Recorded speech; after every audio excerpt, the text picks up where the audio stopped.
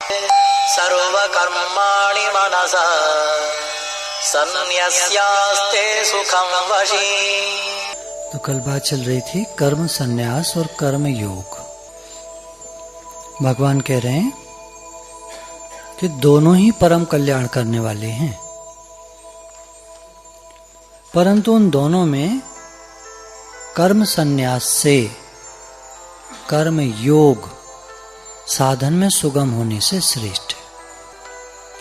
कर्मयोग का आचरण सब कर सकते हैं, आसान है या कहिए सब कर सकते हैं, पर कर्म संन्यास, कर्म छोड़कर बैठ जाना, सिर्फ भगवान के लिए अपना पूरा जीवन दे देना, ये किसी विरले का काम होता है, रेयर। और क्यों, बहुत सारे साधुओं ने, इतने सारे साधु हैं हिंदुस्तान में, 1.25 करोड़ से ज्यादा इतने साधु हैं, सबने अपना जीवन दिया तो है। भगवान ने कहा उन हजारों बढ़ने वालों में कोई एक मुझे प्राप्त करता है। हजारों बढ़ने वालों में, वो जो बढ़ रहे हैं इस तरह के, उन हजारों में कोई एक मुझे प्राप्त करता है। क्योंकि ज्यादातर अभिमान में, गिरुआ वस्त्र के, पद के, मान सम्मान के, हम त्यागी वैरागी हैं, इस अभिमान के चक्कर में पड़कर जन्म गंवा देते हैं। अहंकार का मतलब एक जन्म गया। कैसा भी अहंकार जन्म मरण में लाने वाला है, सतोगुण भी बांधने वाला है ना। तो वो तो पता नहीं सतोगुणी हैं भी कि नहीं। अगर सतोगुणी भी हैं, मन परमात्मा में भी लगाया है, पर मैं साधु हूं, मैंने त्याग किया है, ये है तो बढ़िया बात, पर इसका अभिमान फिर जन्म मरण में ले जाता है। एक जन्म और साधु बनना, इतना साधुता तुमको पसंद है तो एक जन्म में और साधु बनो, एक जन्म में और भागो घर से। तो भगवान कह रहे हैं कर्म संन्यास से कर्म योग साधन में सुगम होने से श्रेष्ठ है। अब कर्मयोग क्या है, तो इसके बारे में भगवान और बताते हैं। पहले भी कई श्लोक चल चुके हैं। जो पुरुष न किसी से द्वेष करता है, न द्वेष्टि न कांक्षति, न द्वेष करता है, न कोई आकांक्षा है उसके मन में, न कोई इच्छा है, वह कर्मयोगी सदा सन्यासी ही समझने योग्य है। तो जिसको कोई इच्छा नहीं है, सन्यास हो गया, न्यास छोड़ देना, इच्छा को छोड़ देना, सम्यक न्यास है सन्यास। घर को छोड़ देना सम्यक न्यास नहीं है, केवल न्यास है। और उसमें भी अगर कोई स्वार्थ है, कोई कामना है, घर वाले ठीक नहीं है, बहुत बदतमीजी देते हैं, मुझे वैराग्य है घर से, गेह से वैराग और देह से वैराग, इनमें देह से वैराग श्रेष्ठ है। क्योंकि घर से वैराग्य तो क्षणिक दोषारोपण के कारण, कुछ कह देने के कारण, मन मुटाव के कारण हर एक को आता है। घर में कोई मर गया, वैराग आएगा, कितनी देर का, शमशान में फूंकने तक का, घर लौटते लौटते फिर वही। तो क्षणिक वैराग से बढ़कर है देह से वैराग, ये शरीर ही मैं नहीं हूं, एक दिन जाने वाला, छूट जाने वाला, मिला है छूट जाएगा, ये बेटर है। क्योंकि राग द्वेष आदि द्वंद्वों से रहित पुरुष सुख पूर्वक संसार बंधन से मुक्त हो जाता है। भगवान कह रहे हैं कि मुक्त कौन होता है, जिसके मन में कोई राग द्वेष नहीं है, किसी भी प्रकार का, जिसको राग द्वेष नहीं है। राग मेरे वाले, अटैचमेंट, द्वेष गुस्से के कारण, मन मुटाव के कारण लड़ाई हो गई तो द्वेष हो गया। किसी ने कुछ कह दिया तो द्वेष की वृत्ति आ गई, उठ गई। तो जिसके मन में राग द्वेष नहीं है, द्वंद्व है, तो जिसके मन में राग द्वेष नहीं है, वह पुरुष सुख पूर्वक अंत समय में हमारे जीवन में सुख हो, दुख ना हो, तो कह रहे हैं राग द्वेष रहित हो जाओ। बिल्कुल सही बात है। पता नहीं आप लोग ऑब्जर्व करते हैं या नहीं करते, वैसे ज्ञान में आने के बाद सब करते हैं ऑब्जर्व। जिससे हमारा राग होता है उसी से द्वेष होता है। ये दोनों चीजें साथ साथ चलती हैं। राग और द्वेष दोनों तीखी तलवारें हैं, दुधारी तलवार है ये, दोनों तरफ धार होती है इसकी। मतलब एक सोर्ड आपने देखी होगी इंग्लिश पिक्चरों में, हमारे हिंदुस्तान में तो एक तरफ धार हुआ करती थी, थोड़ी टेढ़ी तलवार बनाते थे, थोड़ी सी टेढ़ी आगे से ऐसे घूमी हुई, और एक तरफ उसमें धार होती थी। पर उधर जो रोमन, उसमें देखिए आप, जितने उधर के वॉरियर्स हैं, जैसे सिकंदर जो आया था, इसके पास दुधारी तलवार, इनकी सीधी तलवार होती है, दोनों तरफ धार होती है। और हमारे हिंदुस्तान में एक तरफ होती थी। हम बड़े कायदे वाले होते थे ना, आदमी को मारो तो पहले ललकारो, देखो युद्ध के लिए सावधान, और आगे बढ़ता था और एक ही तरफ से मारता था, यूं लड़ते थे। वो यूं नहीं करते, वो तो खचाक, अंदर बाहर सब एक मार दो, इधर से भी मारो गर्दन, उधर से उड़े, इधर से लगे तो इधर से उड़े, और उधर से लगे तो उधर से उड़े, मतलब दोनों तरफ से मरना ही मरना है।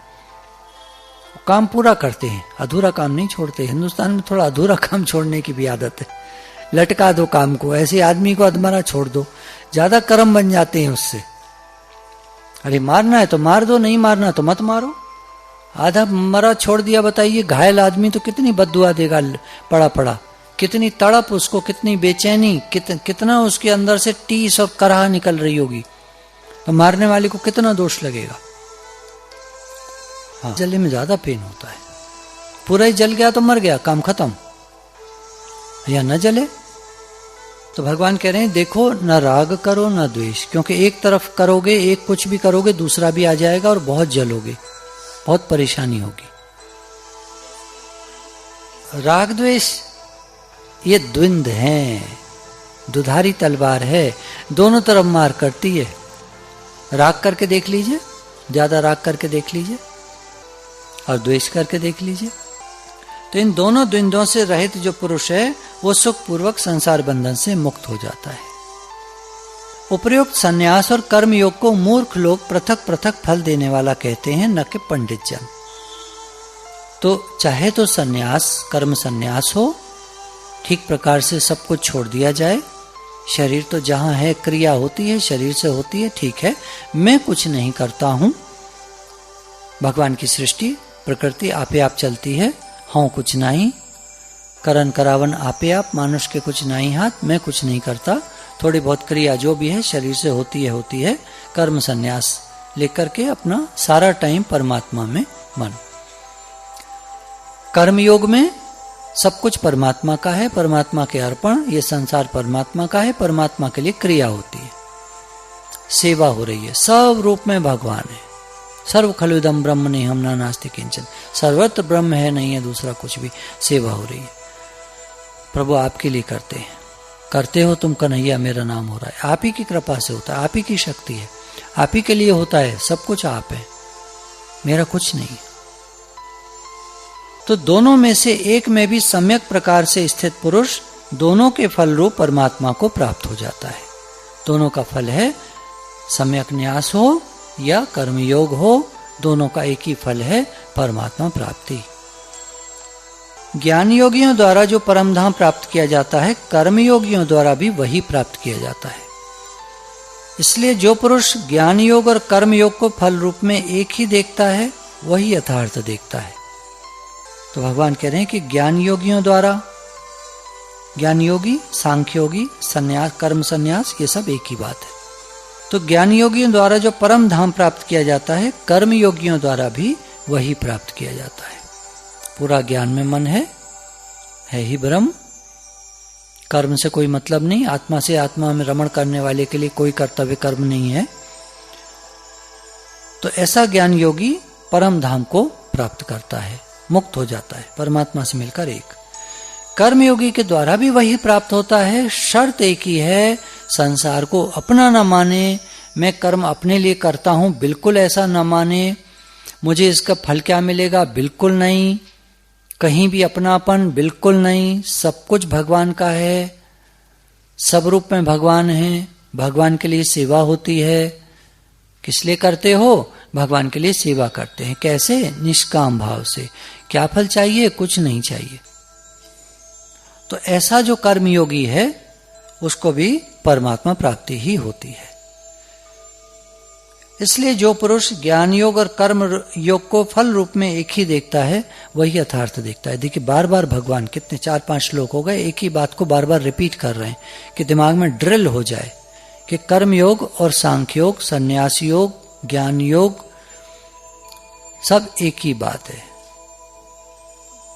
परंतु हे अर्जुन, अब एक समझने की बात यह है कि कर्म योग के बिना संन्यास अर्थात मन, इंद्रिय और शरीर द्वारा होने वाले संपूर्ण कर्मों में कर्तापन का त्याग प्राप्त होना कठिन है। वही बात आ गई ना कि संन्यास तो लेके चला गया पर कर्तापना रहा, मैंने घर छोड़ा, अब मैं किताब लिखता हूं, अब मैं सत्संग करता हूं, अब मैं भगवान में मन लगाता हूं, मैं घर छोड़कर आया, यहां मैंने कुटिया बनाई, तो बोले कर्तापना नहीं जाएगा उसका, हर काम में कर्तापना लगा देगा। छोड़ तो दिया सब पर कर्तापना नहीं छूटा, तो सम्यक न्यास नहीं हुआ, संन्यास नहीं हुआ। केवल आश्रम बदल गया, गृहस्थ आश्रम में था अब वो संन्यास आश्रम में आ गया, आश्रम का परिवर्तन हुआ, ज्ञान नहीं हुआ। तो संपूर्ण कर्मों में कर्तापन का त्याग ये मुख्य है संन्यास में। भगवान ने कहा ना, जो कर्तापन के अभिमान से रहित हो गया है वही सन्यासी समझने योग्य है।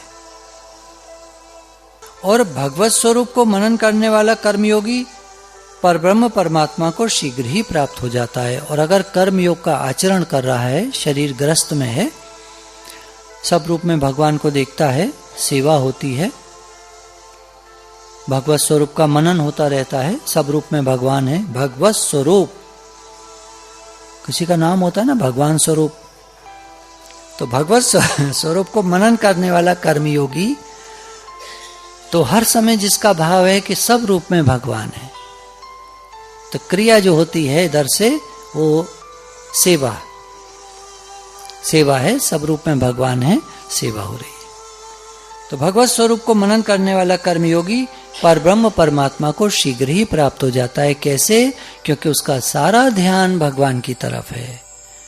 मेरा बेटा, मेरी बेटी, मेरा पति, मेरा पत्नी ऐसे करके नहीं देखता वो देखता है ही भगवान।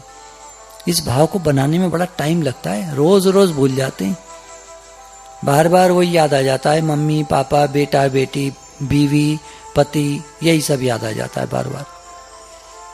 पति भी न रहे, बेटा दूर चला गया नौकरी पर, बेटी शादी होकर चली गई, माताजी अकेली रहती है, पर अड़ोसी पड़ोसी दिखते रहते हैं, जो देखो जो का खट्टपट्ट कर रहा है सुबह से ही। तो भगवत स्वरूप को मनन करने वाला सब रूप में भगवान है। भगवान इस रूप में खटपट कर रहे हैं, वो देख रहे हैं कि तुमको समस्या तो नहीं होती। अच्छा एक बात देखिएगा आप, हमारे दिमाग की कुछ ऐसी आदत होती है, जैसे सड़क पर रोड़ी डालने लगे कोई, अब रोड़ी खल रही है, ट्रक आ गया है बड़ा सा, रोड़ी खाली हो रही है, सड़क बनेगी, सामने कुछ होगा। अब जब वो खाली करना शुरू करते हैं तो शुरू में ध्यान जाता, कोने कोने कोने बाहर जा गए, अरे यहाँ क्यों डाल रहे हो, हमारे घर के आगे जरा इधर करो उधर करो। वो ट्रक को जरा सा बुन बुन करके हिला देता है, फिर वहीं डाल देता है। खैर जब तक वो सब होता रहता है, वो रोड़ी गिरती रहती है, शुरू में जितनी इरिटेशन थी थोड़ी देर बाद वो कम होती जाती है। फिर किसी काम में लग गए तो भूल भी गए कि बाहर रोड़ी भी गिर रही है। शादी वाले गुजरे यहाँ से, तो जब स्टार्ट वहां से आवाज आनी शुरू हुई, ले फिर आ गया भोंपू, अब वो गा रहा है, वो अपना करता रहेगा, इतनी भद्दी लगती है वो आवाज। खैर थोड़ी देर सुनाई देगी, अरे क्या पर, आप काम में लग जाइए, थोड़ी देर तक आवाज ध्यान जाता रहेगा क्या गा रहा है पागल सा, तो खैर थोड़ी देर हो आहा करके फिर आपका ध्यान बढ़ जाता है, फिर आप अपने काम में लग जाते हैं। फिर ध्यान गया बीच में, कुछ ज्यादा उसने ऊंच नीच कर दी तो फिर ध्यान जाएगा, देखो फिर शुरू हो गया, पर फिर उसके बाद फिर भूल जाएंगे, फिर काम में लग जाएंगे। तो दिमाग की इतनी बढ़िया भगवान ने बनाया है, ये इसकी आदत होती है कि कोई भी काम हमारे मन के प्रतिकूल होता है तो शुरू में तो ध्यान जाता है, फिर अगर हमने कह दिया मन से अब छोड़ो, अब क्या करें, ठीक है, तो ध्यान हट जाएगा वहां से। ये मन की आदत होती है, तो ज्यादा परेशान होने की जरूरत नहीं है। भाव दे दीजिए, सब भगवत स्वरूप है, सब रूप में भगवान है। भाव दे करके छोड़ दीजिए, थोड़ी देर में अपने आप दिमाग ठीक हो जाएगा, अपने आप बिजी हो जाएगा काम में और आप भूल जाएंगे। थोड़ी देर का ही होता है सब, परेशान नहीं होना चाहिए। भगवत स्वरूप को मनन करने वाला कर्मयोगी परब्रह्म परमात्मा को तो देखता, क्योंकि जिसका भाव हर समय वही बना हुआ है कि है ही भगवान, वो आगे चलकर भगवान कह रहे हैं कि अंत काल जो नारायण सुमरे सो मुक्त नर कहलाए, वो मुक्त हो जाता है। जिसका मन अपने वश में है, अब देखिए भगवान कह रहे हैं जिसका मन अपने वश में, अगला श्लोक वही निकलेगा जिस पर बात चलेगी ना। आपका मन वश में नहीं है, इसलिए हो करते रहते हैं। अगर मन वश में होगा ना तो आप अलर्ट बैठेंगे। अवेकनिंग क्या है, जाग जाना क्या है? जो जागा हुआ है उसे पता है कि यहाँ ये बात चली, इस तरह नहीं करना है, मैनर्स के खिलाफ है, वो आगे कभी नहीं करेगा।